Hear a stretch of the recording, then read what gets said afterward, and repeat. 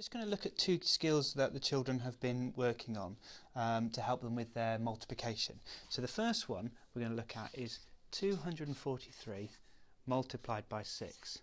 Now a lot of the children have learnt grid method, and I'm just trying to speed them up a little bit with this, with a slightly quicker version of this and an expanded version of short multiplication. So in this example we're only timesing by 6, which is fairly straightforward.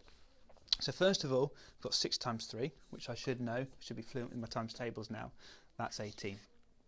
And now I've got 6 times 40, and it's really important that you emphasise that it's 40, because 6 times 4 is 24, we know that from practicing our times table, so 6 times 40 must be 240. You can see the 24 there with the 0 there. Finally, I've got 6 times 2, well that's not 6 times 2, it's 6 times 200, so 6 times 2 is 12, 620 is 120, so that must be 1200. Okay, and then simply if I set it out there using the squared paper, I can line up all my columns and I can quickly do an addition, and most of the time these additions are really simple. 8 add nothing, 1 add 4, 2 add 2, and I've got my answer there, 1458. On this side I'm going to have a look at an expanded version of long multiplication, and this is something that's been coming up when the kids haven't known how to tackle, but I think they can grasp it quite quickly.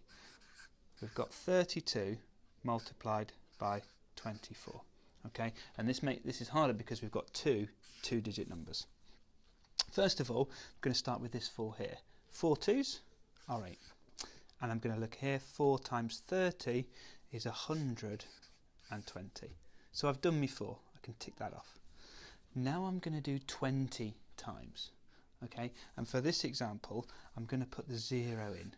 So 20 times 2 is 40.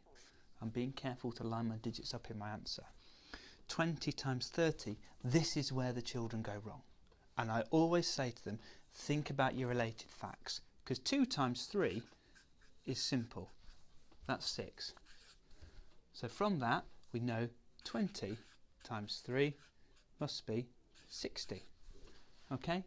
And using that information, we know that 20 times 30 is 600, and then children can spot 20 30 is 600. They can jot that down. There's nothing stopping them jotting that down. Think through what their brain is telling them for that problem. So again, it's a simple addition. 8 add nothing, 2 add 4, and 100 add 600. There's my answer. Often children go wrong with this one, and the thing they haven't done is they haven't estimated first.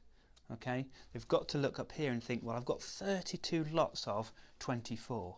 If they thought about that as a repeated addition, they know they're going to end up with a decent sized number. All too often I see children writing the answer of 100 or 76, and they've just not thought about the size of the answer that they're going to get.